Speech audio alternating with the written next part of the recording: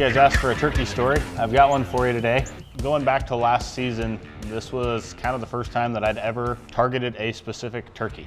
Normally, I target specific deer in the fall, but turkeys has always just been whatever would come around when I was hunting. But 2 seasons ago, I had encountered what I would consider a once-in-a-lifetime turkey. He had 2 very large beards and was a multi-bearded turkey like I'd never seen before. I've killed other multi-bearded birds, but this one was something special, and hunted him all of that season. Never had a great opportunity at him.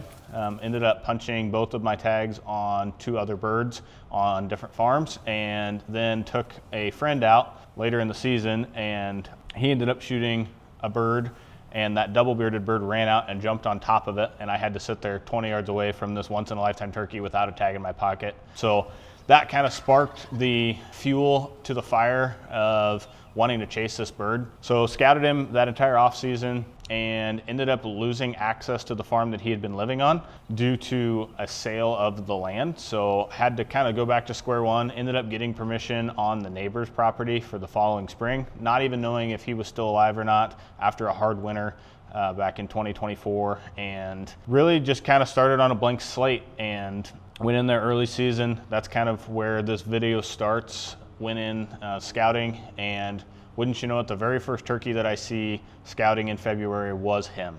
So I knew he was alive. From there, kind of spent the next couple weeks patterning him leading up into our early archery season in Nebraska, which opens at the end of March. And the very first time in there hunting him, did not even see him. He went a completely opposite direction. So kind of made a different game plan, and that's kind of where this hunt really kicks off. Got in there early, set up. He was running with one other tom, and they were off by themselves away from the rest of the birds. So not really sure if it was because they were older or it just wasn't quite prime time yet for them to be with the hens, but they were off away from the group. So we kind of figured out what they were doing, set up on this little bean field.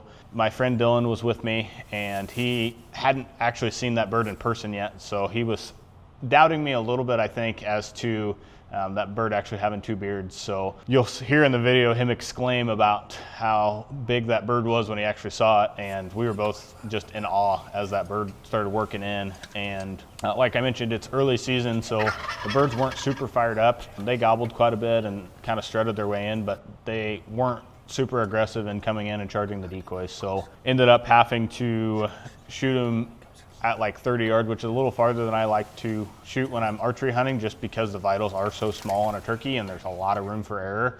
And that's exactly what happened. Ended up hitting him just a little bit farther back than I would have liked. And he took off, ran down into a creek bottom, and as soon as the shot happened, it started raining. So I knew that it wasn't a great situation, but gave him a little bit of time. Ended up going down there and recovering him right where we'd seen him run into. So all in all, it was a happy ending, but definitely my most memorable turkey hunt as of recent.